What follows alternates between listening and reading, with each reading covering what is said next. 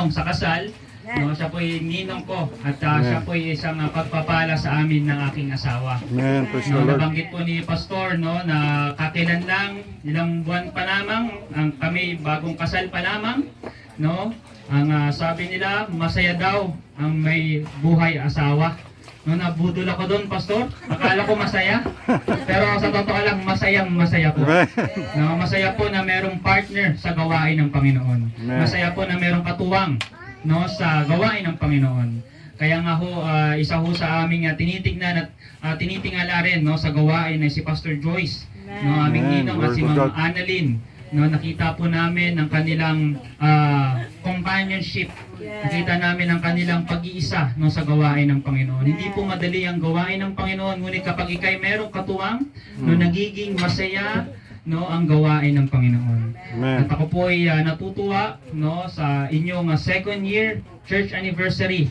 No kanina po ay ako po ay nahahabag at napapaluha at nagpapasalamat sa Panginoon. Kami po ay nagsimula rin ng gawain doon sa Bethany Baptist Church Hamindan 2009.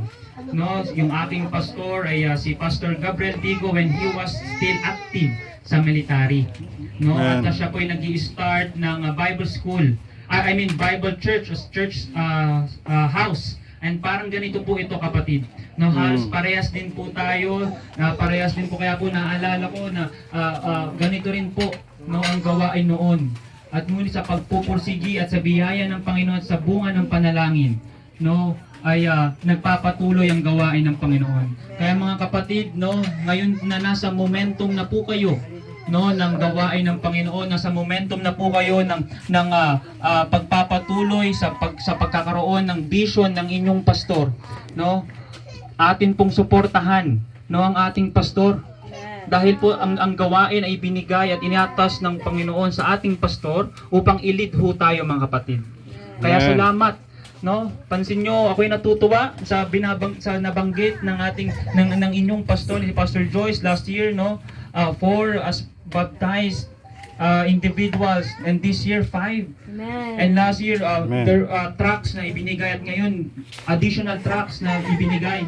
Ibig sabihin ho, meron hong bunga na nangyayari. Amen. Kaya ho, ipagpatuloy lang ho natin no ang pagiging tapat sa gawain ng Panginoon. At salamat sa invitasyon po, no, Ninong Pastor Joyce Montogon. Amen. Salamat po sa tiwala no na ako ang maging Welcome. inyong tagapagsalita sa inyong second church anniversary.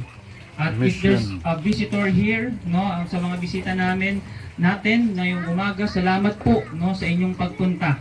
No, kung meron pa ho ditong wala pang tunay na relasyon sa Panginoon, no, ang inyong pagpunta dito ay hindi ho aksidente. No, hindi ho ako tumayo dito upang ibahagi ang aming relihiyon, hindi ko iparaan dito para ibahagi kung anumang paraan. Dahil ang sabi sa Biblia that only Jesus saves. Ang Panginoon Amen. lamang ang nakakaligtas sa atin. Ang pagkakaroon ng tiwala at pagtanggap sa Panginoong Kristo bilang sariling tagapagligtas.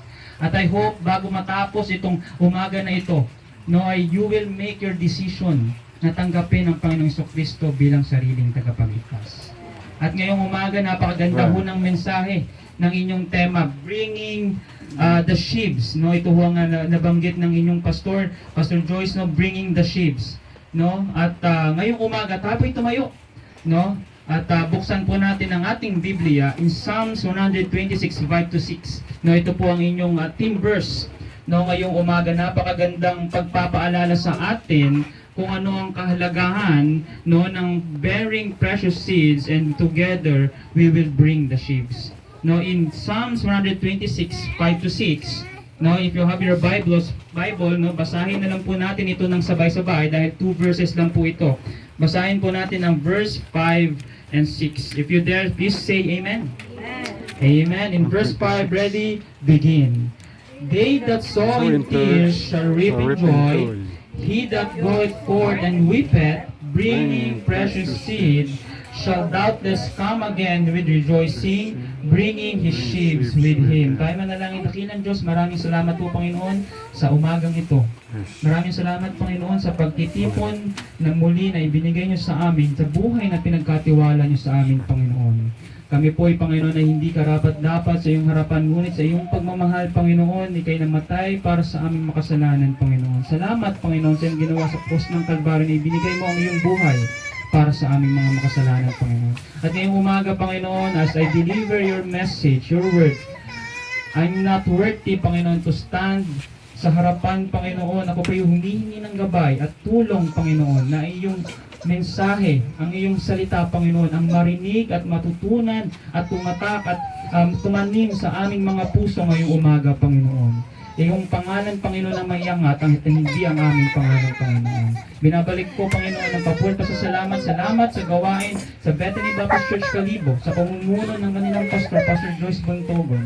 Kami po'y humingi pa ng gabay at tulong, Panginoon, na kapatatagin mo, Panginoon, ang gawain na ito, patnubayan at i-provide, Panginoon, ang mga pangangailangan, mga prayer requests, Panginoon, for the lahat, Panginoon, sa gawain na ito. And bless the people, Panginoon. Yes. So, yung aking sama dalangin sa matamis na Panginoon Jesus. Amen. Maaari na po kayong makaupo, mga kapatid. At ang mensahe po, no, is together we bring the sheaves.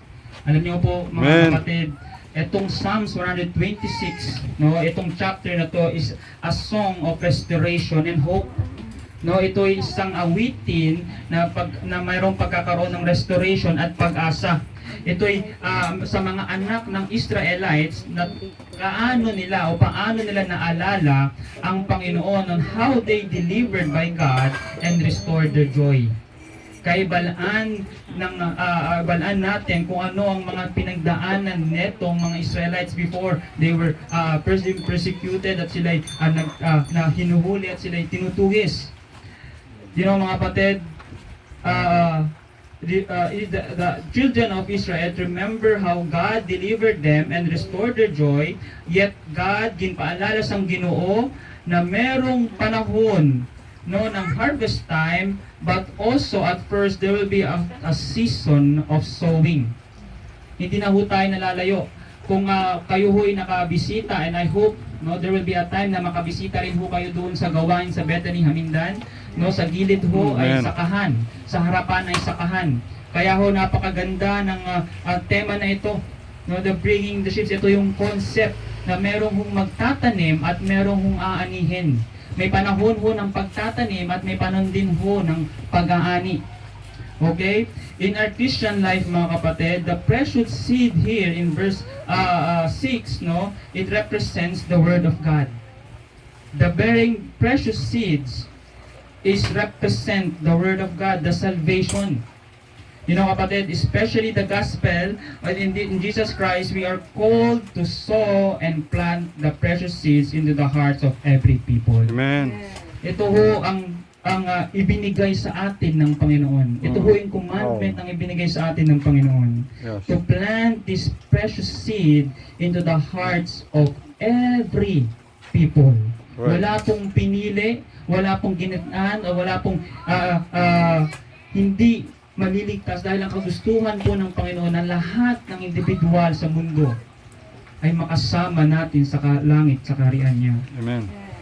You know, mga kapatid, no, this verse teaches out that merong hong farmer, merong hong sower who goes out into the harvest field, no, may dala-dala siyang binhi, may seed siyang dinadala. He does not keep, and he knows, no, balaan sang farmer na ito that he doesn't keep the seed in his hand, but he plant it with the vision, because the farmer knows that there will be a time of reaping kahit nakakapagod. I believe, mga kapatid, that there is a farmer na pinagkatiwala ang Panginoon dito sa lugar ng Kalibo. There is Pastor Joyce that he knows na Joyce, diri ka sa Kalibo, diri kita ka tinatawag, diri ka magplanta sang binhi at dito kita bibigyan ng mga harvest. Okay? Amen. It represents the precious seeds represents the Word of God. We must take the precious seed and go to the field, having labor and waiting patiently and living to God and trusting God for the harvest. Yun po yung pag-aani. Right. Ang tunay ho na soul winner ay ang Panginoong Jesucristo. Tayo ho ay worker at laborer. Yes. Kaya there will be a times na may mga panahon na huwag tayong ma-discourage. Naman, dugay na ako ga soul winning, dugay na ako kakadto sa balay ini, dugay na ako sa lugar na ini, gahatag sa pulong sa Diyos, pero walang naliligtas. Huwag kang ma-discourage, kapatid. Hindi mo duty o hindi mo kilos ang pagliligtas ang Panginoong Jesucristo yan. Ang tungkulin natin ay ibagagi ng clear, ay bahagi ang salita ng Panginoon sa mga tao. We have to plant this precious seed into the hearts of the people at antayin and trusting God for the harvest o yung pag-aani. And there will be a times of gathering and harvesting the harvest, the sheaves into Him. At I do believe wala hong magsasaka na pupunta sa sakahan na walang dala-dalang binhi. May nakakita na ba kayong magsasaka na pupunta sa sakahan, madaling mainit, matanghaling tapat, umuulan, na walang dalang binhi? Wala ho. Nung itinawag ho, sigurado si Pastor Joyce dito sa Kalibo, dala-dala niya ho yung precious seed, yung salita ng Panginoon. And He plants people. He plants in the heart of people. At salamat. No? You are the harvest. Kayo na yung pag-aani, tayo na yun, mga kapatid. Tayo na yung panahon na gintanin naman ng precious seed sa ating puso. And they the same thing. And we will do the same thing at gagawin din natin kung ano ang ginawa dito. As a farmer, no, wala hong farmer na pupunta sa sakahan na walang dala-dalang precious seed. A farmer does not harvest without a first sowing and finally gather the harvest. No, kung ang isang magsasaka na hindi naman nagtanim at pumunta sa sakahan, anong aanihin niya? Wala siyang aanihin, kapatid. And let us remember, no, mga kapatid, that we are saved by God. Sino hong ligtas dito ngayong umaga? Pakitaas ho natin ang ating kamay. Masaya ho ba kayo na kayo ligtas? We should be happy. Dahil sa biyaya lang ng Panginoon, sa grasya ng Panginoon na tayo naligtas. And we are saved not only to be seated, but to go and to plant that precious seed that He has given us a command and trusted to us the precious seed of the gospel. Mga kapatid, hindi ho tayo naligtas para umupo lang. Tayo'y naligtas para din serbisyo, serve ang Panginoon sa pamagitan ng pagdadala ng kaluluwa sa paan ng Panginoong Jesucristo. Mga kapatid, let us remember, no, that we are not saved just to be seated. We have to go out and plant the precious seed. Sa hambal ng salita ng Panginoon, Mark 16:15, go into all the world and preach the gospel to every creature. In Matthew 28:19, go ye therefore and teach all nations, baptizing them in the name of the Father, the Son, and the Holy Ghost. Mapapansin ho natin sa mga unang words na ginamit, meron hong go, meron hong actions. Kaya ho walang magsasaka na iiwan niya yung precious seeds doon sa stockroom, o ang precious seeds o yung binhi sa kanyang bulsa o kaya sa kanyang bag. Siya'y lumahayo at pumupunta sa sakahan para itanim ito. Mga kapatid, the world is our field. Ang mundo po ang ating sakahan. Ang kaluluwa po ang ating hinaharvest. And we, the saved people, believers, are called to be a faithful laborers. Once you are saved, you are a laborer of God. Amen. Wala hong pwedeng magsabi na, engineer naman ako. Teacher naman ako. Architect naman ako. Yung mga wala lang ubra, sila lang ang maggawa, sila lang ang gumawa para sa Panginoon. Once you are saved, you are a worker and laborer of God. The work of a sower, bearing the precious seed, reaching souls, is not work of a one person alone. Kapatid, ang gawain po ng Panginoon ay hindi lang gawain ng iisa. Kaya nga ang title natin is Together We Bring the Precious Seeds, or we bring the sheaves together. Meron hong pagkakaisa.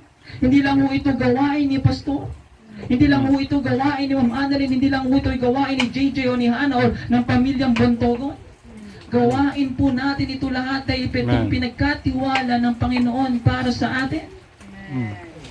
This is not a work of one person alone, but God's word encourages people the work with unity. Meron hong pagkakaisa. Kaya nga ho ngayong second church anniversary, we celebrate unity. We celebrate togetherness. I do believe kung wala hong unity, mag-aalisan ho kayo dito.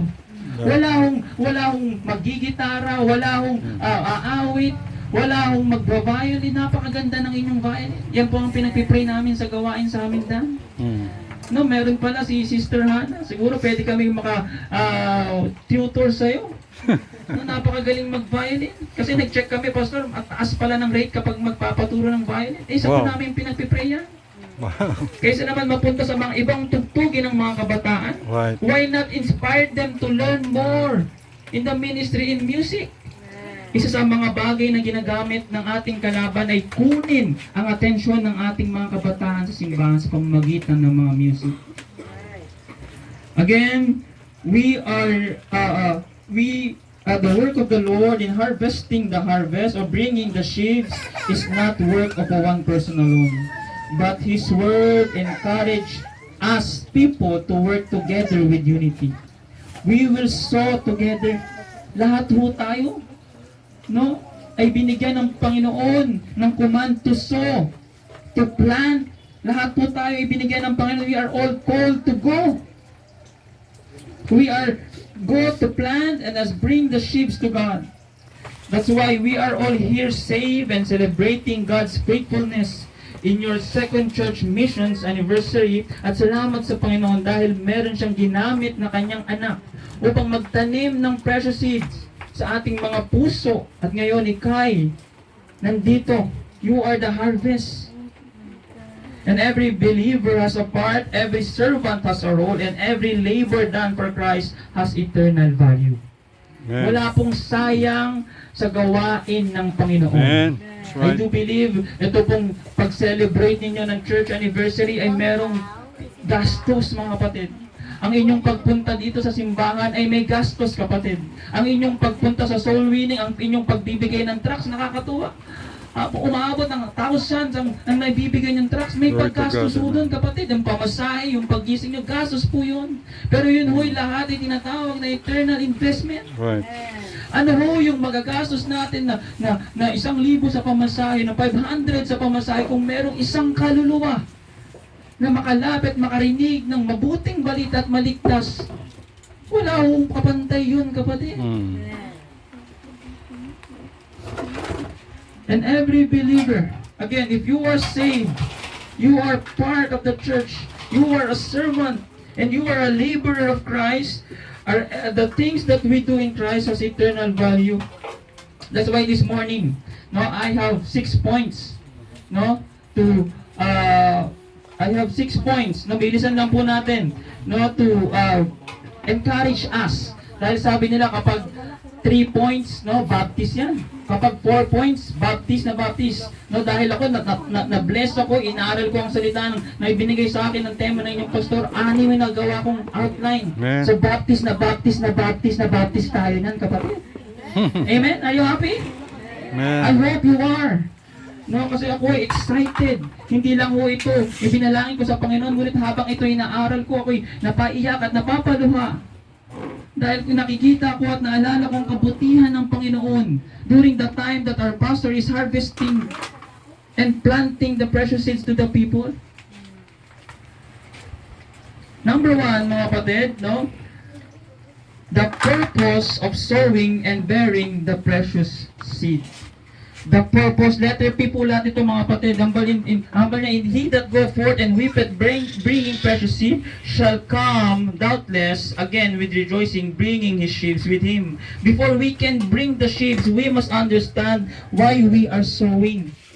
Bago ho tayo umanim, kailangan ho natin malaman bakit kailangan nating magtanim. You know, these precious seeds is the gospel. Kaya ho, kailangan natin magtanim dahil ito ho ay salita ng Panginoon. Ito ho yung the death, burial, and resurrection of the Lord Jesus Christ. Hambal niya in 1 Corinthians 15, 3-4, For I delivered unto you first all that I wish also receive, how that Christ died for our sins according to the Scriptures, and that He was buried, and that He rose again, and the third day according to the Scripture. Ito po yung gospel. The death, burial, and resurrection. Ito po yung blessed. Ito po yung hope. Ito po yung pag-asa na meron tayong Panginoong Jesucristo na namatay sa cross ng Kalbaryo. Siya yung nilibing at nabuhay muli para sa atin. That's why it is more important, because it is the greatest purpose of bringing the sheep to bring to people to Jesus Christ, the gospel. It is the good news that there is hope in this hopeless world na puno na ng bad news. Sino nagbubukas ng TV? Mga kapatid, hindi na ho ako nakakapagbukas ng TV. No, wala na ho kaming panahon ng aking misis na makapagbukas ng TV. Pero kahapon, dahil maulan, nagbukas ako ng TV, nadoonload ako ng balita, and lahat na ng balita, puro bad news na, mga kapatid. Corruption sa Pilipinas, tumataas, bilihin, tumataas, patayan, rape, puro bad news na meron dito sa mundo, mga kapatid. And this seed is the most important thing na kailangan nating itanim sa bawat individual, because this is the good news. Kaya nga mga kapatid, ang dami ng tumataas ang statistics ng mga suicidal person because they feel hopeless. Yung anak ni yung artista na si Kuya Kim, diba, she's suicide. Kaya she's hopeless. Pero kung siya'y nabahagian ng salita ng Panginoon at malaman niyang merong magmamahal sa kanya ng tunay, I do believe na hindi niya gagawin yun. That's why we need to remember to know what is the purpose. Bakit kailangan natin magtanim? O kailangan natin dalihin ito, iplanta sa puso ng bawat individual, because it is the good news of salvation. Next is the precious seed. We must plant it because it can change a life of a person. Only the Word of God, salita lang ng Panginoon, ang may kakayanan na magbago ng ugali o ng pamumuhay ng isang tao. In Hebrews 4:12, the Bible says, For the Word of God is quick and powerful and sharper than any two-edged sword, piercing even to the dividing asunder of soul and spirit, and to the joints and marrow, and a discerner of the thoughts and intents of the heart. No, only the Word of God can change a life's person. Only salita ho ng Panginoon. Kahit ho ilang beses ko magsisigaw-sigaw ho dyan, kung talagang hindi pa nakakarinig ng salita ng Panginoon, hindi ho magbabago. Ang tao galit ho sa salita ng Panginoon. I remember that there were times na every ministry namin, every visitation namin, kapag ako'y pumupunta sa pabahay, may lugar kami doon sa Mindanao na tinatawag na pabahay to believe, meron dito housing, dikit-dikit yun. At Saturday, maraming tao. Pero the moment na alam nila naglalakad na kami, dala-dala namin yung Biblia para silang, sorry for my word, ipis. Alam niyo yun? Pag yung madilim na lugar, pag nagbukas ka ng ilaw, yung mga ipis nagtataguan. People have no, wala ho silang pake o wala silang interest sa salita ng Panginoon. But we are commanded, we are being challenged to plant this precious seed, because it can change the life of a person. The purpose of sowing and precious seed, because it is the light into this darkened world. Ito ho yung liwanag ng salita ng Panginoon dito sa mundo na puno ng kadaliman. In 2 Corinthians 4:4, in whom the God of this world hath blinded the minds of them which believe it, lest the light of the glorious gospel of Christ, who is the image of God, should shine unto them. Mga kapatid, ang mundo ay padilim na ng padilim dahil sa kasalanan. And it's sadly to say na ang mali ngayon ay tanggap at ang tama ay nagiging mali. If we're not too aware, nakakalungkot, mga kapatid. The LGBT is now fighting, lumalaban sila. And the moment na kapag sila sinabihan mo ng salita ng Panginoon, ano mangyayari? Ipa-persecute ka. Sabihin nila, Gasimba-simba ka mo, abal ko, mapagmahal ang Panginoon. Mahal kami sa Panginoon Tao man kami Tama, mahal ka sa Ginoo. Mahal ka mo ng Panginoon, pero galit ang Panginoon sa inyong kasalanan. Ano ang nangyayari sa mundo? Ang kasalanan ay tanggap na. Dati-dati kung ang isang tao ay may ibang kasarian, tinatago niya. Ngayon tanggap na.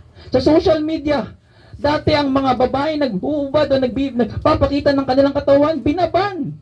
Alam niyo sa mga palabas noon sa noontime show, binaban sila. But now it's very easy para mahulog ang mga kalalakihan sa mga ganitong malalaswang imahe. Again, mga kapatid, the world is getting dimmer. No, because of this sin, because we are blinded by the enemy. No, ginagawa ho ng kalaban, tanggap ka ng mundo. Gawin mo yan, kapatid. Gawin mo lang yan. Kahit magpatuloy ka sa kasalanan, tanggap ka ng mundo. Ganun ho ang kalaban natin. Ginabulag niya ang tao sa kasalanan. That's why it is important to know the purpose why we need to plant this precious seed to the people, to the heart of people, because it will give them the light to know what is right and what is wrong. The purpose of sowing and bearing precious seeds, because it contains the message of salvation. Why we need to go out? Bakit kailangan natin magpagod, magpunta sa plaza? Bakit kailangan natin sumama kay pastor sa pagbibigay ng tracts? Bakit kailangan natin kulitin ng kumatok sa mga bintuan? Because it brings the message of salvation. It brings the assurance of eternal life. These precious seeds, itong malagang binhina ito, ang nagbibigay ng assurance sa tao ng eternal life sa langit. The Bible says in John 16, I know, balaan natin ito, for God so loved the world that He gave His only begotten Son, that whosoever believeth in Him should not perish, but have eternal life. Mga kapatid, it is so sad that it was already rise up to 18 deaths. Alam niyo yung bagyo na Inday? 18 deaths na, kapatid. Ilang oras lang. Kahapon, nung nakaraan linggo, may namatay na basketball player, yung 2 basketball player. Nung nakaraang linggo, sa Mambusaw, sa amin sa Capiz, high school. 14 years old, papasok sa eskwela, nagmumotor. Nahati yung katawan dahil nasagasaan ng truck. And kung kamo pupunta sa mga libingan, hindi mo pantay-pantay yung pancho. Hindi mo pantay-pantay yung size ng kabaong. Meron mong maliit, meron mong malaki. Ito ay yung realidad na ang buhay ay maiksi lamang at hindi natin ito hawak o hindi natin alam kung kailan matatapos ang ating buhay dito sa mundo. Balaan kaya nung 14 years old na nagmomotor na siya mamamatay? Balaan kaya nung mga matay, nakakalungkot 18, doon sa bagyo ng Inday sa Mindanao? Balaan kaya nung mga napatay nung 2 estudyante sa Tacloban na sila ay mamamatay sa eskwelahan? Hindi nila alam. Because the reality, hindi ho natin ang hawak ang buhay. At the Bible says in James 4:14, whereas you know not what shall be on tomorrow, for what is your life is even a vapor that appeareth for a little time and vanisheth away. Even kahit na tumatayo ako ngayong oras, mga kapatid, hindi ko bukas alam kung magkikita-kita pa tayo. Ayun yung katabi, wala tayong kasiguraduhan kung magkakasama-sama pa ho tayo. Because ang buhay ho natin, sabi dito, ay parang a vapor that will appear at makikita mo ng sandali at biglang mawawala. At alam mo natin that after death or after life, there is the judgment. There will be the two place na will spend the eternity. There will be the heaven and there will be the hell. In hell, there is death. At ang death ho sa salita ng Panginoon is the separation from God. Separation of Jesus Christ, separation from life. And in heaven, there is eternal life. That's why ito ho ang rason na pinaka-importante na kailangan natin itanim. Kailangan natin pumunta. Kailangan natin maghumayo. Kailangan natin magsusuksok kung saan-saan. Kailangan natin kahit pinagsasaraduhan na tayo ng Panginoon, kailangan natin ipaalam sa kanila na merong balita, mabuting balita na merong magbibigay ng buhay sa inyo na walang hanggan doon sa langit. Kaya napaka-importante na meron tayong pinaplanta na precious seed sa bawat individual because it can bring hope and assurance of eternal life in heaven. Ang tanong sa atin mga kapatid, are we willing to sow and bear and plant the precious seed in sharing Christ with others? Kasama ho ba tayo? I hope and pray na malaman natin na ang pagdadala at pagpaplanta ng precious seed na ito ay hindi lang gawain ng ating pastor. Hindi lang gawain ng ilan. Lahat po tayo, once you are saved, you must bring the good news. Di ba? Kapag may good news ka, masaya kang ikwento. Hindi ako sa nagmamagaling, no? I was also a pastor's kid, pero meron akong kalokohan. Nung high school ako, bulakbul ho ako. Nung high school ako, school bukol ho ang tawagin. No, doon ho sa grading sheet ko, puro palakol. Alam niyo yung puro palakol? Number 7. Pasaway ho ako nung high school. At nung may time na binigay ho ng grading sheet, nakakuha ho ako ng 90 plus. Alam niyo sa ang subject sa PE. Dahil kailangan lang namin sumayaw. No, hindi ho kailangan ng utak doon sa PE. At nung nakakuha ko ako ng 90 grade, tuwang-tuwa ako, masayang-masaya ako, umuwi agad ako sa bahay to share this good news dahil kasiyahan ko eh. At ganun din ho ang pagbabahagi natin ng pulong sa Diyos na masaya ho tayo na meron ho tayong pag-asa, meron ho nagbago sa ating buhay, meron kasiyahan sa ating buhay. Dahil kung hindi mo pa na binabahagi ang mabuting balita, marahil hindi mo pa naranasan ang tunay na pagbabago sa pamamagitan ng mabuting balita. I hope na hindi natin ikinakahiya ang pagbabahagi ng salita ng Panginoon. I hope na we are proud. Ang mundo, mga kapatid, proud na sa paggawa ng kasalanan. Tayong nasa tama, tayo nasa nasalita ng Panginoon, tayo pa yung nahihiya. Tayo pa yung natatakot. Tayo pa yung natatakot ma-persecute. Tayo pa yung natatakot masabihan ng banal-banalan. Tayo pa yung natatakot masabihan ng nagkukunwari. The Bible says in Romans 1:16, "For I am not ashamed of the gospel of Christ, for it is the power of God unto salvation to everyone that believeth, to the Jew first and also to the Greek." I am not ashamed. Wag ho natin ikahiya, mga kapatid. Wag ho natin ikahiya. Salita po ito ng Panginoon. Ito po yung magbibigay sa kanila ng pag-asa na magkaroon ng buhay na walang hanggan sa langit. Ito po yung pag-asa na magkaroon sila ng buhay ng pagbabago kapag sila tumanggap sa Panginoong Jesucristo. The Gospel, ang salita ng Panginoon, is not a fairy tale book, mga kapatid. Hindi lang ho ito likhang tao. Hindi lang ho ito likhang kwento. No, wala pong kamalian sa salita ng Panginoon. Good news po ito at magiging marites man tayo. Sino mga marites dito? I hope ang imarites natin ay salita ng Panginoon. Hindi yung marites natin kung ano yung nakikita natin sa kapwa members natin. Kung ano yung nangyayari sa bahay natin, imarites natin, ibahagi natin yung salita ng Panginoon, mga kapatid. And I do believe wala hong magsasaka that will throw his best seeds. No? Because he understands that the seed determines the future in the harvest. Alam ng magsasaka na ito'y pinaka-importanting binhi. At itong binhi na to ang magbibigay ng magandang ani sa amin. Iingatan niya ito at itatanim niya ng maayos. Itatanim niya agad oras mismo. Because he know that it determines the future of the harvest. In the same way, mga kapatid, we must know the value and share the gospel because it determines the eternal destiny of souls. Kung meron ka pang pamilya na hindi pa tumatanggap sa Panginoon, you know the value, balaan natin ang kahalagahan, kapatid, na ibahagi ora mismo ang tulong ng Diyos, ang salvation para sa ating mahal sa buhay. Katulad ni Apostle Paul, he understand the value, the gospel. He traveled from city to city preaching Christ because he knew that this gospel could change the life of a person. Tanong mga kapatid, are we keeping the seeds in our hands instead of planting it? Sapat na ba tayo doon na, ligtas na ako.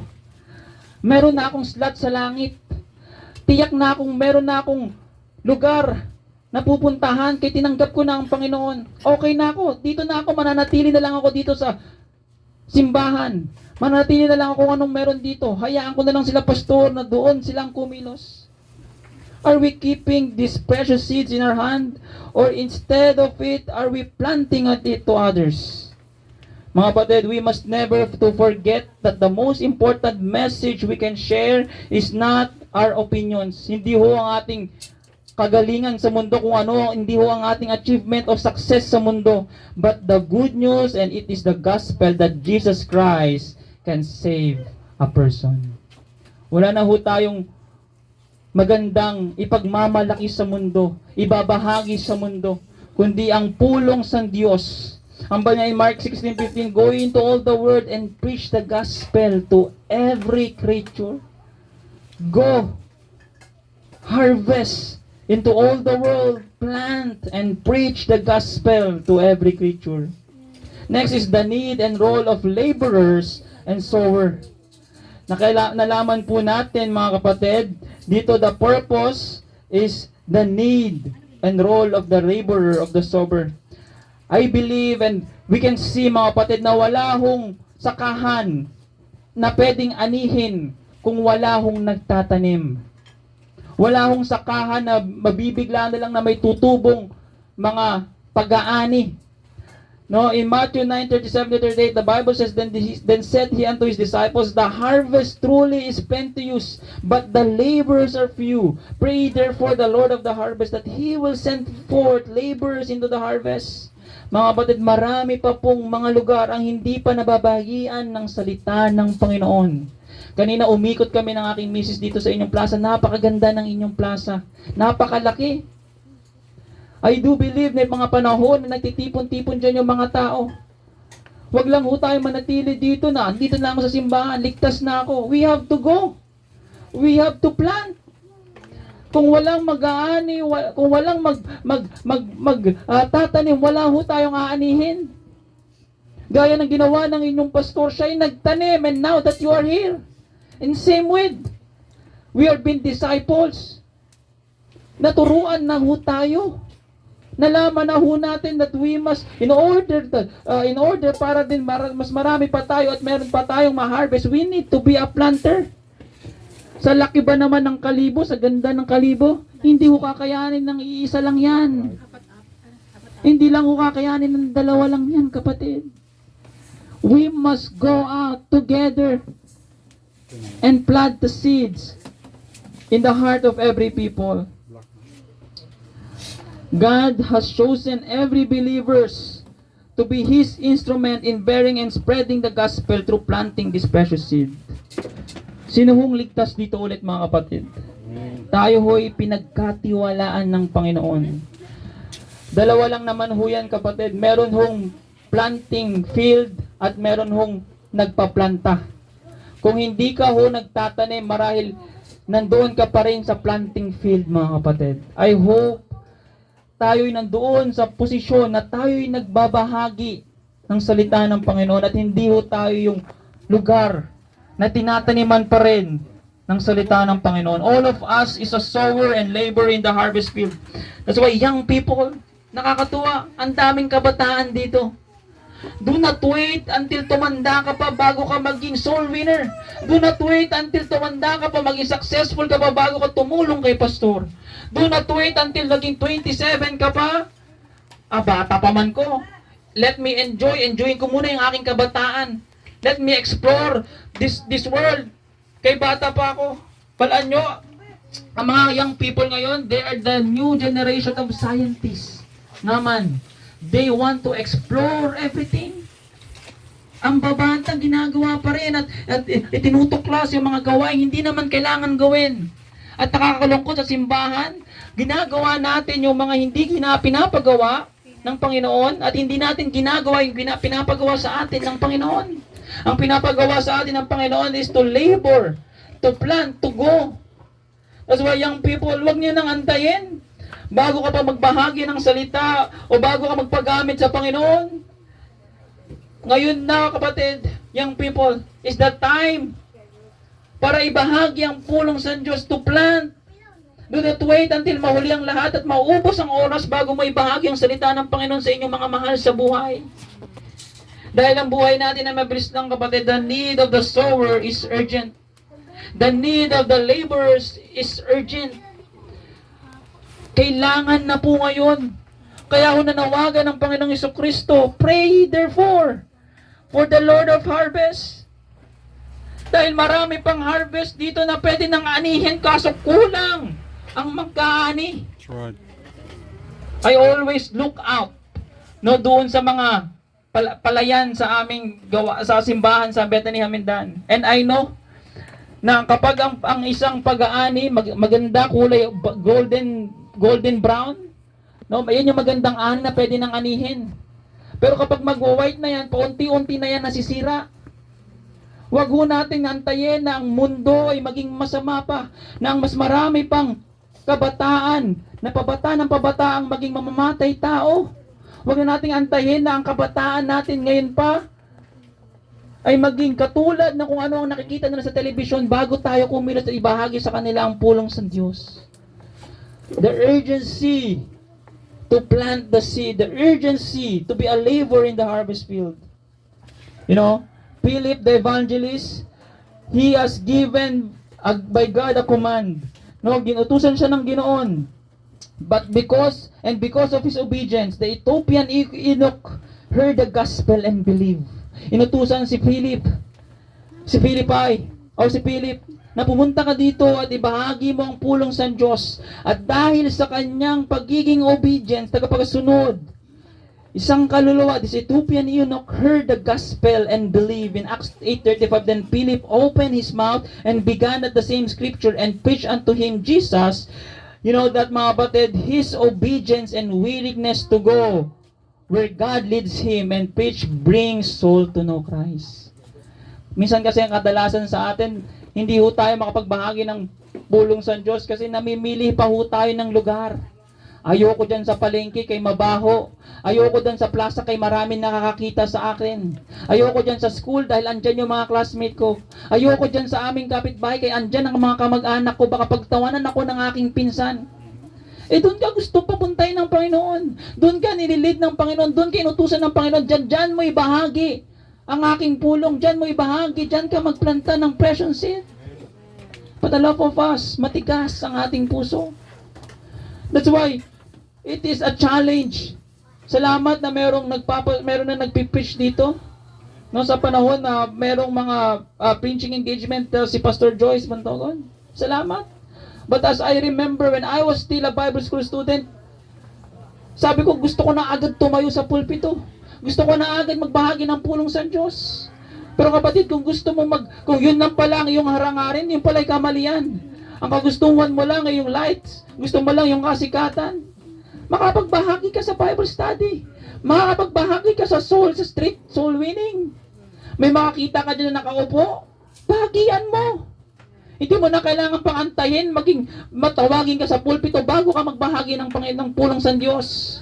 Hindi mo na kailangan pang maging pastor muna bago i-win soul ang iyong kapitbahay.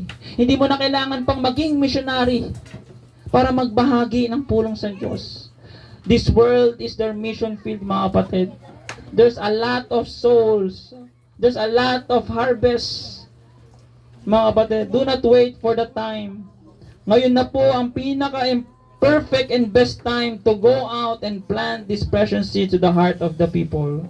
A farmer cannot expect a harvest if he never goes to the field. Likewise, the souls cannot hear the gospel if the believers never go and share. Wala hong magsasaka na i-expect niya na bukas meron ng aanihin kung siyang bilang magsasaka ay hindi nagtatanim. Sometimes masakit ito sa aming mga pastor. May mga church members na umaalis, gamay lang kamo da. Diri ako sa dako na simbahan. Diri ako sa simbahan na sikat. Diri ako sa pagpupulong na marami. Mga kapatid, you can never look a perfect church If yourself, kung sa sarili mo pa lang ay meron ng kamalian, kung saan kay tinawag ng Panginoon, doon ka magpagamit. Hintayin mo ang Panginoon na magbigay ng harvest.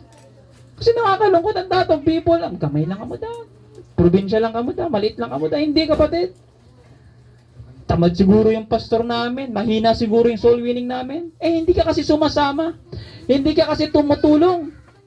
How can you expect na dadamo ang inyong mga members kung sa sarili mo din ay hindi ka nagpapagamit sa Panginoon? Sa sarili mo rin, hindi ka rin nagtatanim ng precious seed. How can you bring the sheaves to God? What Jesus commanded the disciples in prayer in Matthew 37-38 to pray therefore for the Lord of the harvest for more laborers is still the same. Parehas pa rin ho nang ipinagbilin sa atin na manalangin for more laborers ngayong araw, ngayong panahon.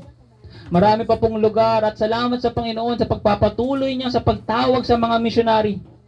We never know. Sa mga celebration na ganito, sa church anniversary na ganito, hindi natin alam. Marahil ba kasi, Brother JJ, tawagin sa bansang China. Si Sister Hannah, baka tawagin sa lugar ng Africa. We never know. Hindi natin alam, kapatid. Ang Panginoong Jesucristo ang kumikilos. Tayo ay magpagamit lamang. Tayo ay maging bahagi at tayo ay maging paraan lamang. Maging encouragement lamang. Dahil kung pipilitin mo yan, para lang yan pinilit. Tinawag kasi pinilit. We need to pray and pray and pray for more laborer today. Hindi man tayo tawagin ng Panginoon na maging pastor, hindi man ho tayo tawagin lahat maging missionary or preach behind this pulpit, but every one of us can share the gospel. Do not wait. Kapag tinawag lang ako sa pulpito, doon lang ako magbabahagi ng Panginoon. Kapatid, young people, high schools, elementary, sa inyong eskwelahan, makakapagbahagi ka ng salita ng Panginoon. Sa mga nagtatrabaho, sa inyong mga trabaho, makapagbahagi ka ng salita ng Panginoon. I remember one of our young people, tinanong ko, bakit hindi ka sumasama sa soul winning? Bakit atin ka, kinukulit ko ng kinukulit? Kasi nahihiya ako, kuya kasi takot po ako, pastor, magsalita kasi hindi ko po kayang magbahagi ng salita ng Panginoon. Even a 7 years old can give out tracts. It is a way of sharing the gospel. If you're at time na pwede mong ibahagi at pwede mong i-present ang gospel of salvation, so be it. Pero yung simpleng pagbibigay ng tracts, pakibasa po, pulong po ito ng Panginoon. Let the Holy Spirit work doon sa pinagbigyan mo, kapatid. We can simply share the tracts of salvation. I do believe hindi mo na kailangan maging pastoral, maging engineer o teacher, maging success muna bago ka magbahagi ng maliit na papel ng tracts of salvation. Or maybe you have the reason kasi natatakot ka or hindi ka marunong magbahagi o magsalita dahil nahiya ka, then invite people to church. Kung hindi mo kayang bahagian ng iyong kapitbahay kasi natatakot ka, invite them to church. Let the pastor, let the one that God leads, share the gospel sa inyong bisita. I do believe lahat tayo marunong naman mag-imbita. Pag sa mga birthday nga, kanto ka din sa balay namin, may pagkaon, pupunta yan. Salamat sa Panginoon, every linggo pala. Kung pwede lang kaming bumiyahe dito ng misis ko, pupunta ako kada linggo kaya may kainan pala kayo dito. Madaling nga, isang example yan. Classmate, kanto ka sa church, invite kita. May pagkain doon. Sasama yan. Huwag mo muna sabihan ng magsisimba tayo. Kasi talagang ayaw niyan Pero sabihin mong, saglit lang yun. May pagkain tayo doon. And it's the time, let them pray to them. Kapag nakaupo na siya dito, pray to God. Panginoon, ikaw na pong kumilos. Na-invite ko na po ang aking classmate. Speak to him, speak to her. Wala po tayong pwedeng maging rason upang hindi natin maibahagi ang salita ng Panginoon. Mga kapatid, sad to say, tayo lang po ang gumagawa ng rason upang hindi natin magampanan ang pagbabahagi ng salita ng Panginoon. Next is the preparation in bringing the sheaves. The preparation in bringing the sheaves. Before the harvest comes, preparations is needed. Bago ho mag-ani, ang pagpe-prepare ay napaka-kailangan at importante. Sa mga magsasaka, meron ho silang tinatawag na clearing the land. Ito ho yung pagtanggal ng mga dumi o pagtanggal ng mga bato o pagtanggal ng mga kahoy, no, sa harvest field. Para sa panahon ng kanilang pagtatanim, maging maganda yung harvest field. Meron ho silang tinatawag na plugging. No, tinatanggal nila yung matitigas na lupa, no, pinaplug nila, hinuhukay nila, tinatanggal nila gamit ang traktor para maging malambot yung lupa. May tinatawag silang leveling, yung pagpapantay ng lupa, at huli meron silang tinatawag na manuring o fertilizing para maging maganda yung pagtatanim na naman ng lupa. At sa atin bilang Kristiyano, bilang laborers of God, if you are one of the laborers, if you are being planters of the seed, we must also have a preparation. Hindi hugad tayo lusog ng lusog. Kung meron kang kasalanan, there will be no fruit of the ministry. Kung meron kang ginagawa, tinatagong kasalanan, kahit ilang beses ka magsisigaw-sigaw dyan, wala huyang bunga. That you are not prepared. In 2 Timothy 2:21, if any man therefore purge himself from this, he shall be a vessel unto honor, sanctified and meet for master's use, and prepared unto every good work. Bago tayo gamitin ng Panginoon, tayo dapat maging kagamit-gamit, kapatid. This question, ngayong umaga, kagamit-gamit ba tayo?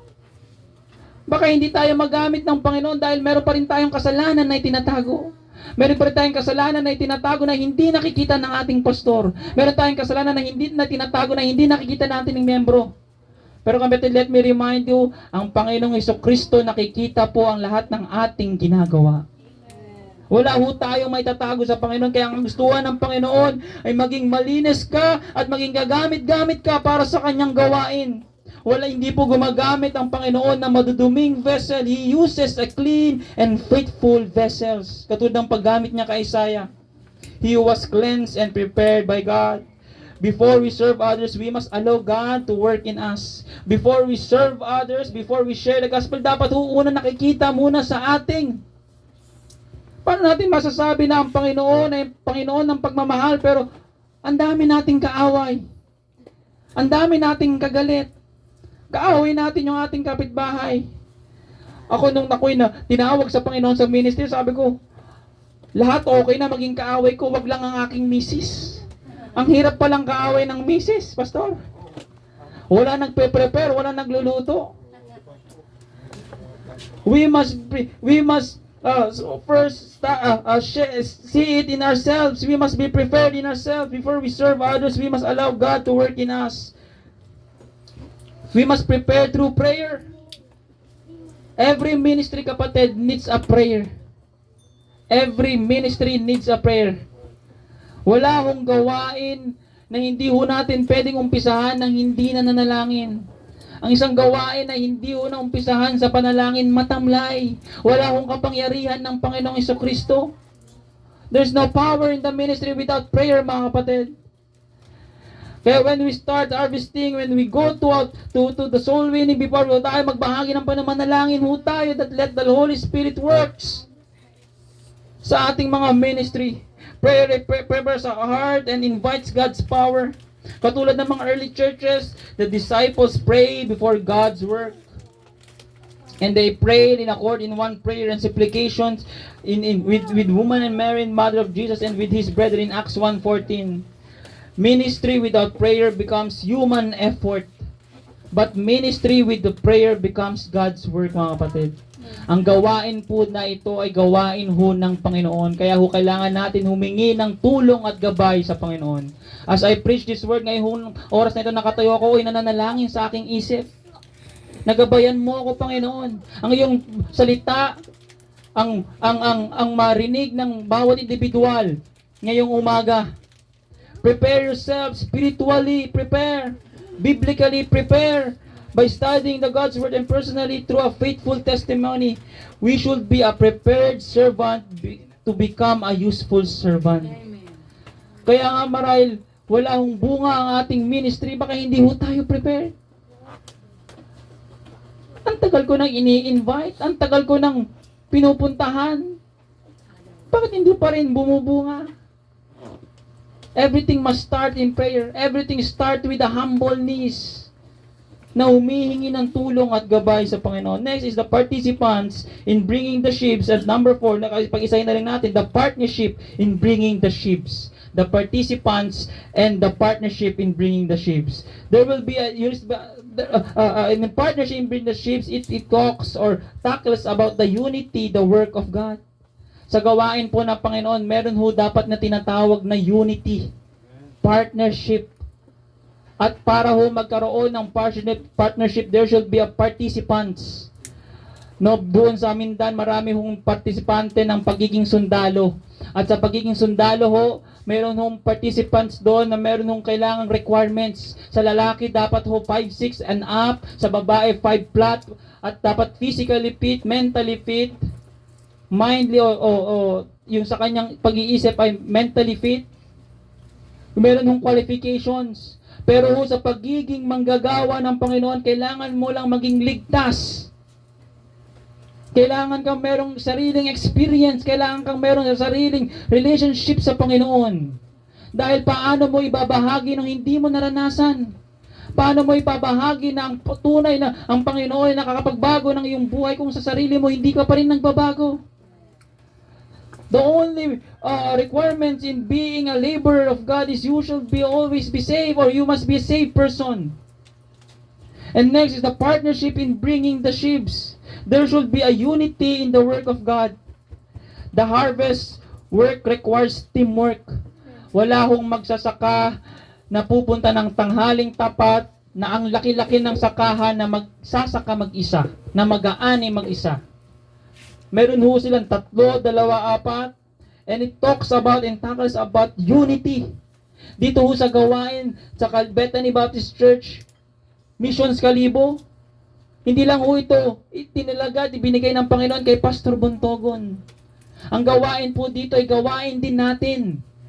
Ang pagkikilos po dito, ang pag-soul winning, ang paglilinis ay gawain din po natin.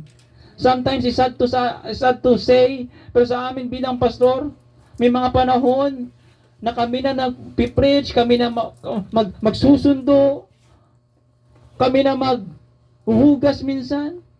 Tanan na lang si pastor. Nasaan na yung members? The harvest or the labor or the harvesting in bringing the sheep requires partnership. Ang gawain po ng Panginoon na itinalaga ng Panginoon na merong partnership when he give the leadership to Eden, he give a woman for partnership. Kaya nga ho ang mga kalalakihan ibinigay ho ng Panginoon ng kababaihan, ng asawa to have partnership, and in church we should have partnership, unity.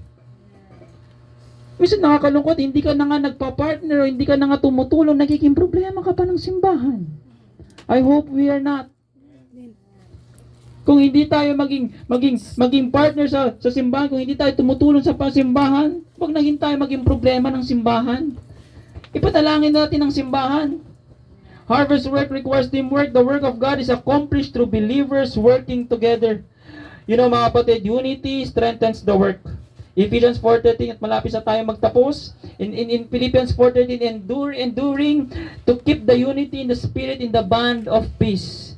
In Ecclesiastes 4:9, 2 are better than 1 because they have a good reward for their labor. And in Psalms 133:1, behold how good and how pleasant it is for brethren to dwell together in unity. Unity, togetherness, partnership needs in laboring and harvesting the harvest. Katulad ho ni Nehemiah, when he built the wall of Jerusalem, it was built because the people worked together. Kapag meron hong vision si pastor na galing sa Panginoon, makiisa ho tayo. Huwag ho tayo maging critics. Lugar, lote-lote. Hindi kami makuha sang kwarta. Ministry na naman, project na naman. Please pray for it, Bethany Amindan. Meron po kaming project, vehicle. At alam ho natin, ang sasakyan ay hindi humura. Kami naman ho mga taga-kapis, kaya naming lumipad, pero hindi namin pwedeng ipakita. Dahil mahuhuli niyo ho kami. Dahil sa mahal ng gas ngayon. No, ang dami pang lugar sa Hamindan na hindi pa namin napapasok. That's why our pastor prayed and project a vehicle. But sometimes there will be critics. Wala hong partnership doon, mga kapatid. It only destroy the unity in church. Kaya kung ano ang ibinigay sa ating pastor na vision galing sa Panginoon, makiisa ho tayo. Ipag-pray ho natin, ang ganda po ng vision ng inyong pastor na magkaroon ng lote. Huwag ho tayong maging critics na, no, may pastor lote, mahal-mahal ng lote. Hindi ho. Napakaganda ho, nasa momentum na ho kayo na itinatawag ng pag-aani. Huwag ho tayong maging sagabal sa momentum na ito. Salamat sa vision ng inyong pastor. Hindi ko kayo masaya na ng vision ng pastor nyo ay lumaki ang gawain ng simbahan. There should be a partnership. We can also be a good helper when we support the ministry, we support the missions, and as we support missionaries, we are already in partnership in bringing the precious seed along and bringing the sheep into other places.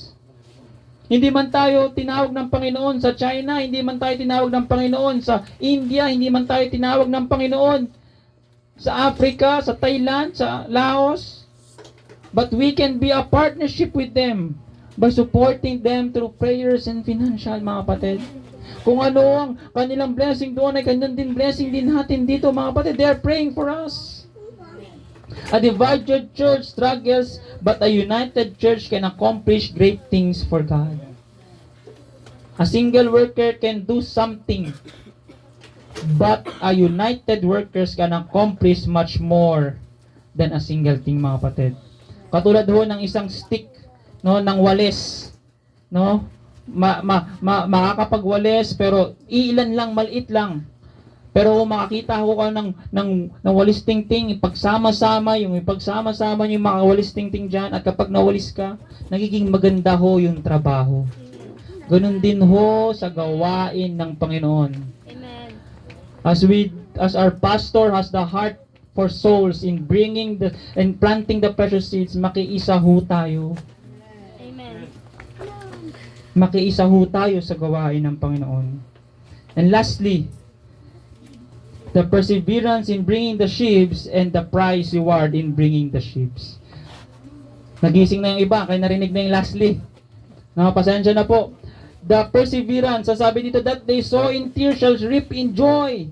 Kapatid, the ministry will be it's not always be easy. Hindi po madali palagi ang gawain ng Panginoon. There will be crying, there will be weeping, meron pong pag-iiyak, meron pong pagpapagal. Kaya nga, when remind us there, we should have a perseverance, patience in bringing the sheaves. Soul winning and ministry requires patience. Wag ho tayong madismaya kung ilang taon na tayong pumupunta sa plaza, ilang taon na tayong nagbabahagi ng trucks. Bakit walang pa rin bunga? Let us be a patient. Magantay ho tayo sa plano, sa oras ng Panginoon. Continue sowing even when it is difficult. Continue planting even when it is difficult. In Galatians 6:9, and let us not be weary in well-doing, for in due season we shall reap if we faint not. Do not give up, kapatid, when the results are not immediate. Sa mga Sunday school teacher dito, I hope merong mga Sunday school teacher, pastor, huwag ka ho kayong manghumaya sa pagtuturo sa mga kabataan. Sometimes, it's sad to say, may mga Sunday school teacher, tuturuan ko pa tong mga to, ang babata pa na itong mga to. 4 years old, 5 years old, hayaan mo sila maging makulit. Hindi. Habang bata sila, turuan sila ng salita ng Panginoon. Dahil hindi natin alam, marahil yung mga bata na nakaupo dito, magiging sunod na magiging pastor. Ang sunod na magiging tawagin ng Panginoon, magiging missionaries. Hindi natin alam ang plano ng Panginoon sa bawat individual. We must not be weary in well-doing, for in due season we shall reap if we faint not. Do not give up when the results are not immediate. Alam natin, the Apostle Paul experienced many tears and hardship in ministry. He was rejected. No? Ang dami hong pinagdaanan ni Apostle Paul. He was rejected, persecuted, and suffered from the gospel, yet he continued sowing the sword of God. every sermon preached, every Bible study taught, every child teach by the gospel with a Sunday school teacher, every hand na nakakatanggap ng gospel tracts is a seed planted in someone's heart. Wag ho natin panghingayan. Wag ho tayong mapagod na ang dami na namin naubos na gospel tracts, halos 1,000 na, ba't ganito o nasa ganitong bilang pa rin kami. Do not be dismayed, kapatid. Let the Holy Spirit works and wait for the perfect timing of God. Nakikita ho ng Panginoon ang ating tapat na paggagawa at pagkikilos para sa Kanya. Ministry is not always a comfort time. It is a road of commitment. Ang gawain po ng Panginoon ay hindi lang ho lahat comfort. It should have commitment. Kaya nga mapaulan, mapainit, mapabagyo, kung ikay nasa patunay na pagrelasyon sa Panginoon, you have a commitment to attend church. Hindi yung unting ulan lang hindi na ako magsimba. Yung unting tubig lang dyan hindi na ako pa magsisimba kay baha. If you have really a commitment sa Panginoon, whatever happens, you will prove that you have a real relationship sa Panginoon. Our service to God is not through our emotions, it is our commitment sa Panginoon. We may sow with tears today, but God promises a harvest of joy tomorrow. Ngayon, napakahirap sa gawain ng Panginoon, but there will be a time, mga kapatid, na merong pag-aani, merong harvest time sa gawain ng Panginoon. And it is the price and reward in bringing the sheaves. Shall doubtless come again with rejoicing, bringing his sheaves with him. Mga kapatid, God promised us that there will be a reward for a faithful labor. Wala hong nasasayang sa gawain ng Panginoon. Kahit bata yan, kahit malayo yan, pinagpapala po yan ng Panginoon. God promises a reward for faithful labor. The joy of seeing soul saves, this is the labor, this is the reward, mga kapatid, na makita mo merong kaluluwa. Salamat. Na kahit mainit, ikay nagbahagi ng trucks. Salamat na kahit maulan, ikay nagbahagi ng trucks. At siya'y naligtas, at siya'y nakakilala sa Panginoon. Salamat. And it is the reward. Ito yung kasiyahan. Mga kapatid, bilang pastor, hindi namin kagustuhan namin na dumami ang membro, pero ang isa sa nagpapasaya sa amin at nagpapakita ng tunay at buhay ang kaligtasan ng Panginoon, ang buhay, ang salita ng Panginoon ay merong mga membro na tunay na lumalago.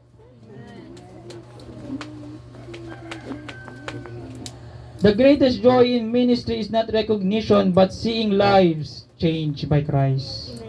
Ito ho ang tunay na kasiyahan at reward natin sa ating pagpapagal, sa ating pagpaplanta, sa ating pagdadala ng bearing precious seeds and bringing the sheaves to Christ. The greatest joy of a servant is seeing people come to Christ. And as we end, mga kapatid, let us be remembered that bringing sheaves require purpose. Number one purpose, we carry the precious seeds of the gospel. It is the salvation. Number two, the participants. We are all the participants. Next is the partnership. We can work together in unity. Hindi lang ho ito gawain ng ating pastor. Hindi lang ho ito gawain ng ilan. Next is we have the preparation. We must be ready to be a vessel. Dapat handa ho tayo magpaghamit sa Panginoon. Next is we have this perseverance. Hindi laging panahon ng tag-araw. May panahon na babagyo ho. May panahon na ikay iiyak. May panahon na ikay maglulugmok. May panahon na ikay mag-iisip, Panginoon, nasa tamang paraan pa ba ako? Nasa tamang ministeryo pa ba ako? Nasa tamang panahon pa ba ako? Bakit ganito, Panginoon? Kapatid, have patience and continue to work with God patiently. And lastly, the prize that God has promised us is the soul that received the Lord Jesus Christ. Tayo po'y tumayo at tayo manalangin. Dakilang Diyos, maraming salamat po, Panginoon, sa panahon na ito, sa oras na ito, Panginoon, na aming napakinggan ang kahalagahan ng pagkakaroon ng pagkakaisa sa gawain mo, Panginoon. The togetherness, as we go together, bringing the sheaves, planting the precious seeds, the gospel of salvation, Panginoon. Balaan namin ang hirap, ang kapoy, ang sakripisyo, Panginoon. But salamat that you are faithful to us. Tapat ka sa amin. Hindi ka nagbago kung ano ang ugali mo, anong pagmamahal mo, anong katapatan mo noon, Panginoon. Hanggang ngayon, ay tapat ka pa rin sa amin, Panginoon. Naway kami rin matagpuan mong, makita mong tapat na naglilingkod sa iyo, Panginoon, sa oras ng aming kahirapan, sa oras ng aming kahinaan, Panginoon. Malaman namin na ito'y magiging kapuri-puri pa rin sa iyo, Panginoon.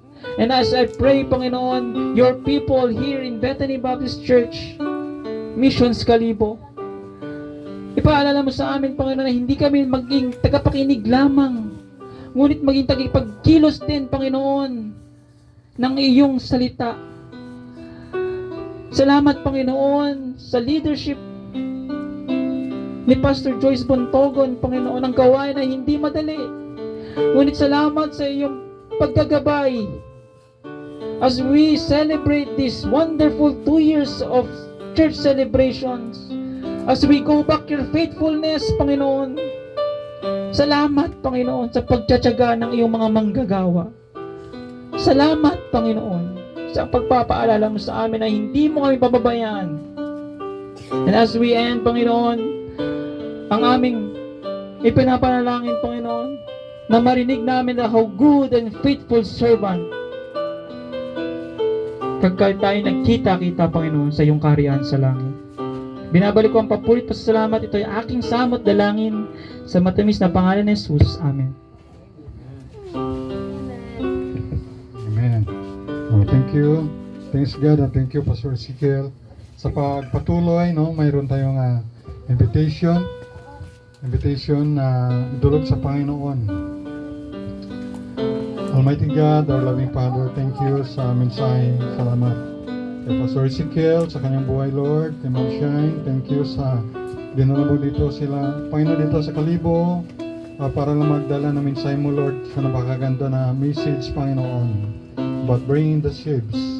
Salamat sa mga points, Panginoon, about prayer, perseverance, purpose, about sa iba pa na mga puntos, Panginoon, na ito ay prize. Alam namin, Lord, na our labor in the Lord is not in vain. Heavenly Father, mayroon ka mga anak dito, mayroon mga karamdaman. We pray ang iyong healing, Panginoon. Mayroon silang mapasalamat sa inyo, pasalamat sa salvation, eternal life, sa pamilya, sa bawat isa. Pasalamat, Panginoon, sa Word of God. Salamat, Panginoon, sa nakapikit ay lumapit sa Panginoon. No other altar is no other than the Lord Jesus Christ. Kahit dyan lang sa pinatatayuan mo, magsiga lang na kahit seconds or a minute, thanking the Lord. At meron ka mga request sa Panginoon, sabihin mo sa Panginoon, dahil sabi ng Biblia, call unto me, will answer thee. Ask and it shall be given. You ask the Father in Jesus' name, sabi na will do it. So ano man yung pasalamat, kahilingan, thanksgiving and praise ay o ano man kailangan na yung kapwa ng Bethany Baptist Church Mission Kalibo ay idulog mo sa Panginoon kahit mga seconds or minute lang with sincerity sa inyong puso. Sige po, lapit natin sa Panginoon.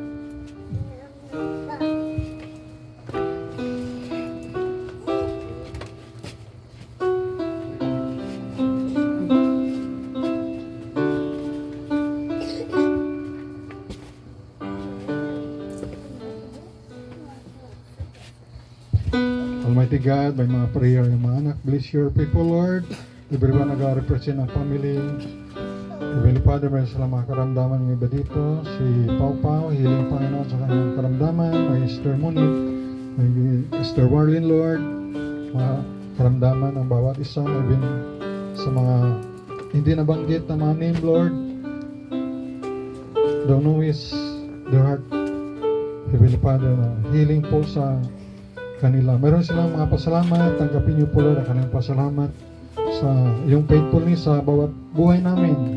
sa forgiveness of our sins, sa eternal life, sa iyong love sa amin, O God, sa sweet Holy Spirit na bigay sa amin ng conviction. Thank you, Lord. Even sa our guest speaker, Panginoon, Pastor Ezekiel, Ma'am Shine, thank you for their life, Panginoon, na nandito sa amin. Pero mga kailangan rin, Heavenly Father, yung bawat isa. Pagkalooban po, Panginoon, according to your purpose and time at kalooban.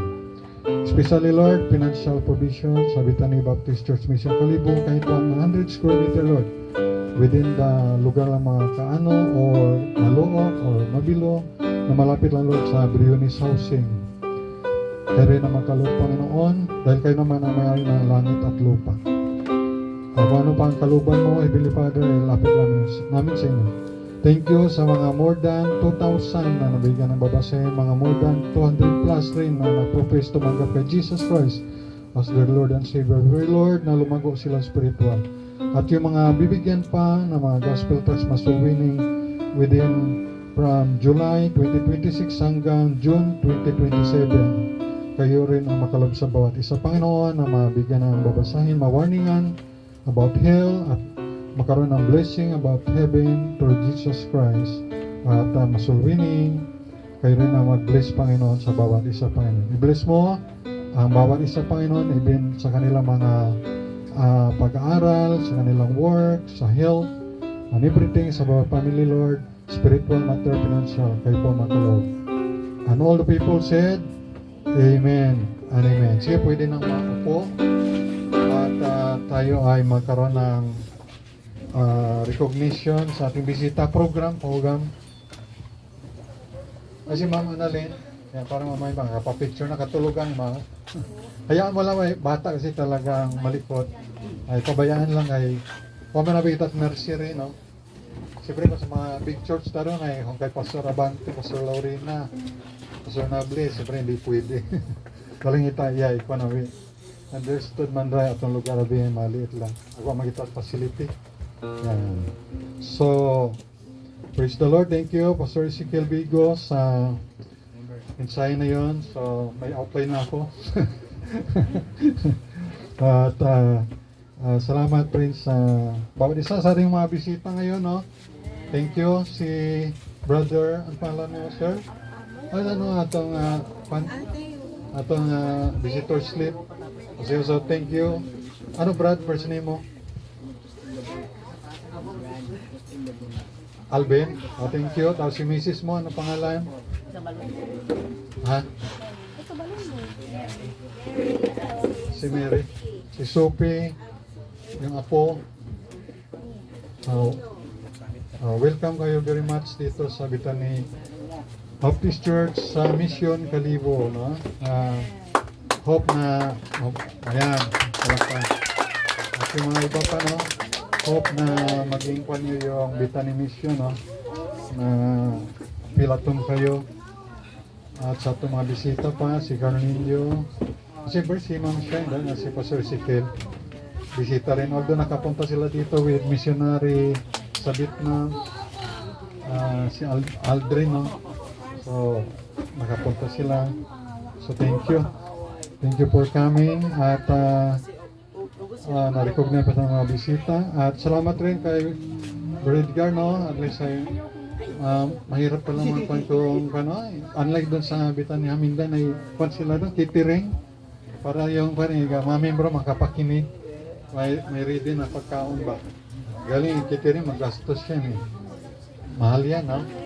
So, dapat pala yung mga madali, ang ulam pala ni Sir, dapat yung madali lang maluto. Kasi dapat, no? Oh. Native pabi nga manok, kaya hinatay ni Mama Lali, buhay pa rin. Pababi na native na yung lalaki ba, matawag tandang. Oh. Kaya, mahaba ang buhay. Yun, so, thank you rin. At Mr. Warlin, thank you sa pag-atin niya dito. At lahat, no? Yan. At lahat na, salamat. Dahil may ID. Nabigay ng 2 manok yan. At Mr. Monit, may luto yung manok, dinala niya. Tights niya yan eh. Ha? It's a manok. O yan, ang tights niya. pansit, oh. Isa lang ang kwan dito, may trabaho. Kaya, kayong mga estudyante, ha, pag aral kayo mabuti, may trabaho, may sweldo, then may giving na kayo para sa Panginoon at sa pamilya niyo. Oh. So, pray lang natin, no? So, recognize natin, tawagin natin si presentation of tokens and certificate. Tawagin natin si Juan. Tawagin ulit si Pastor Ezekiel Bigo. Geng, paki-off din, no? Electric pang, geng. Paki-off kay masama sa pagranda pa na, katutok. Ayan.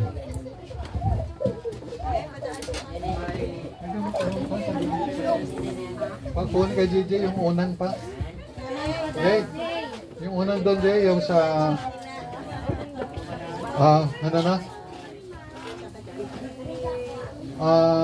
Ay, di ka, pagaling kita kakuha ni no? Special offering, no? Sige, offering na, pray kita. Lord, i-bless mo aming love gift offering kay Pastor Bigo. Salamat sa kanyang buhay sa pagbigay sa ng Word of God. Siya, Ama, ang binigay niyo pa mensahero. Ano ang message mo, Lord, through him ay pinabot niya. So thank you. Nabusog kami spiritually. What a blessing. Bless the gift and the giver in Jesus Christ's name. Amen. Anay, teka. Tanggalin ko muna yung ating laman kanina. Pero hindi man ito sa pilitan, ha? Oh, kahit mga estudyante, kay piso, 2 piso, 5 piso, okay lang. Ha? Minsan man lang tayo gakwan, ga-offering. Once lang kami ga-offering dito, ito pangaywan. Dati kasi, ito sa kwan, sa Bitan ni Makati, tinanong ko si Brad Joseph, mga ilan mga kwan nga offering o na pinakamarami, kay Pastor Nabli, yung pinaka natanda niya, 7 gita, times na offering. Sabi no? Ito niya, once pa lang, at twice. Pang twice ba na? Okay. Nakaparin na kita na, ayan. Okay, piso, 2 piso, 5 piso. Piso. Oh, nag-offering ka mo sa piso wifi kay Pugo, 5, no? DJ. O, pasibigyan natin yung kay Pastor Ezekiel.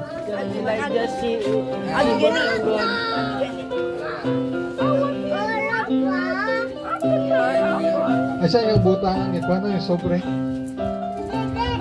Ha? Yung sobre. Dito lang, Sinsa ka na. Dati patagin. Nilagay sa akin na love gift pa. Kara ko lang ibutang. What are you looking for? Okay. Para kwan, ha? Kapag ibasa, Brad. Jomar, ikaw basa. Ikaw basa bang huya pa kwan? Oo, basa. Sa video to, Basa man lang. From Bethany Baptist Church, Mission Calibo.